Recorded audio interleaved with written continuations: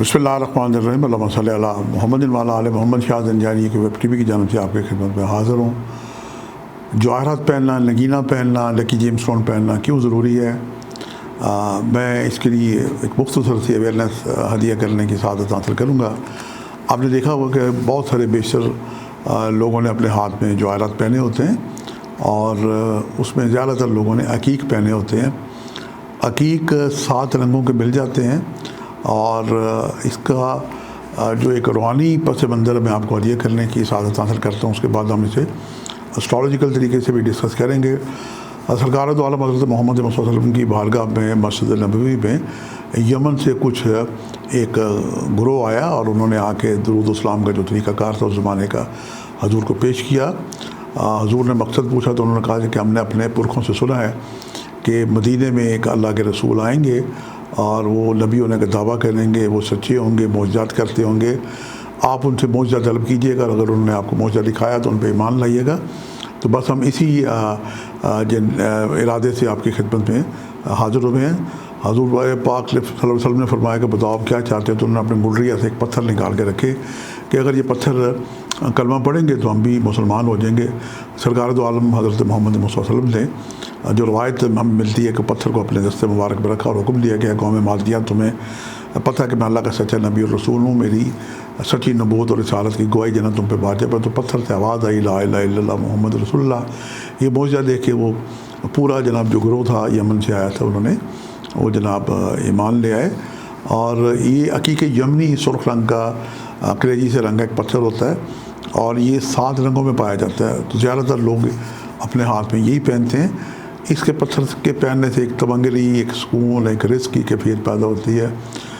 چونکہ 9 رتن پتھر ہیں جناب، ہیرے سے لے کے یاقوت اور نیلم اور پخراج اور زمرد تک، یہ چونکہ مہنگے پتھر ہیں جناب، اس کے لیے یہ ہے کہ منجمین نے ایک اس کا متبادل طریقہ اختیار کیا ہے کہ اگر مہنگا پتھر نہ پہن سکے تو عقیق 7 رنگوں میں مل جاتے ہیں، وہ آپ پہن سکتے ہیں۔ عقیق پتھر ہو یا یاقوت ہو، جیسے میں نے ابھی اپنے ہاتھ میں ایک مرجان پہن رکھا ہے، اس کا ذکر قرآن پاک میں سورہ رحمان میں، اور یاقوت بھی میرا ایک پتھر میرے پاس رکھا ہوا ہے جو میں وقتاً فوقتاً یہ بھی استعمال کر سکتا ہوں، کیونکہ 3 پتھروں کا ذکر تو ہمیں فوری طور پہ قرآن پاک میں سورہ رحمان میں یاقوت والمرجان موتی کا مل جاتا ہے، لؤلؤ والمرجان کا۔ جب جواہرات کا ذکر قرآن پاک میں تو اس کی افادیت میں کوئی شک و شبہ والی بات نہیں ہے۔ ایک پتھر ایک چھوٹا سا ٹرانسمیٹر ہے، جس طرح ایک موبائل سگنل ریسیو کرتا ہے، تو جیسے ہی ہم اپنے ہاتھ میں سٹون پہنتے ہیں تو یہ سگنل ریسیو کرنے شروع کر دیتے ہیں۔ اب دیکھنا یہ ہے کہ پتھر ہم جو پہن رہے ہیں ہمارا لکی جیم سٹون ہے کہ نہیں، اور یہ خوش بختی لے کے آتا ہے، اور یہ خیر یعنی عطا کرتا ہے۔ بیسیکلی جس طرح موبائل اپنے سگنل ریسیو کر رہا ہے، تو یہ پتھر بھی ایک چھوٹا سا بالکل ایک جسٹ لائک ٹرانسمیٹر ہی ہے۔ آپ سمجھانے کے لیے تو یہی مثال ہے، چونکہ ہر انسان کے گرد ایک حالہ نور ہوتا ہے، اور اللہ نور السماوات والارض، تو پتھر ریسیو کرتے ہیں ویوز۔ اولیاء نے، انبیاء نے اس کے پہنا، ائمہ معصومین سے اس کی روایتیں فیروزے کے بارے میں ہے، یاقوت کے بارے میں، عقیق کے بارے میں، اور در نجف کے بارے میں بھی خاص طور پہ ہے کہ یہاں آنکھوں کی ٹھنڈک ہے۔ اور 3 پتھر جو ائمہ سے ہمیں ملتے ہیں کہ عقیق جو ہے جنت میں اتنا بڑا پہاڑ ہے کوہ عقیق کا، کہ اس نے سرکار دو عالم حضرت محمد مصطفیٰ کے حرم پہ سایہ کیا ہوا ہے۔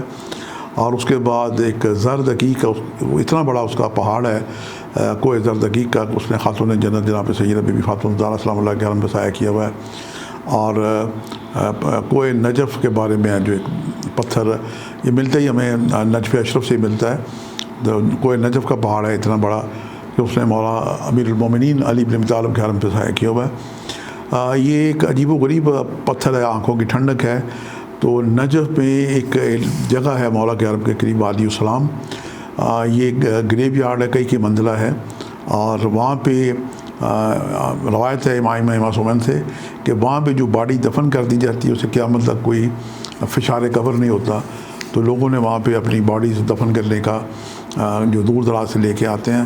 پاکستان کے ایک سابق گورنر تھے، جنرل موسیٰ، فوج کے جرنیل تھے، یہ کوئٹہ بلوچستان سے ان کا تعلق تھا۔ تو یہ جب ان کا وصال ہوا تو انہوں نے وصیت کی کہ مجھے بھی وہاں پہ وادی السلام میں دفن کیا جائے۔ اور ایک ہمارے آغا نسیم عباس تھے، ذاکر تھے، ان کے والد بھی وہاں پہ دفن ہیں۔ اور ایک میرے دوست سردار مسعود رضا قدر باش، ان کے والد بھی بیوروکریٹ تھے، تو ان کا لاہور میں جب انتقال ہوا تو ان کی میت کو امانتاً رکھا گیا، اور پھر ملتان سے جناب کراچی، اور کراچی سے بصرہ، اور بصرہ سے جناب نجف کربلا سے ہوتے ہوئے نجف میں جا کے انہوں نے دفن کیا۔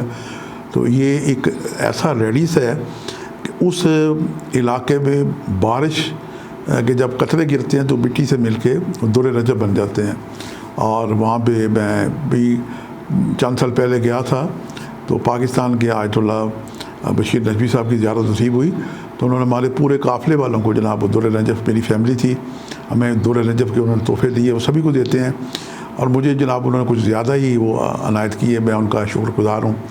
تو یہ در نجف وائٹ پتھر ہے، دودھیا رنگ کا ہوتا ہے، اور جناب آنکھوں کی ٹھنڈک ہے۔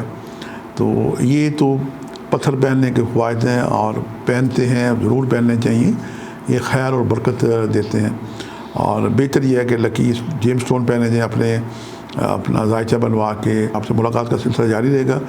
آج کے لیے اتنے شاذن جاری کو اجازت دیجیے گا، بشرط زندگی۔ جلدی کسی نئے پروگرام کے ساتھ ملاقات ہوگی۔ خدا حافظ۔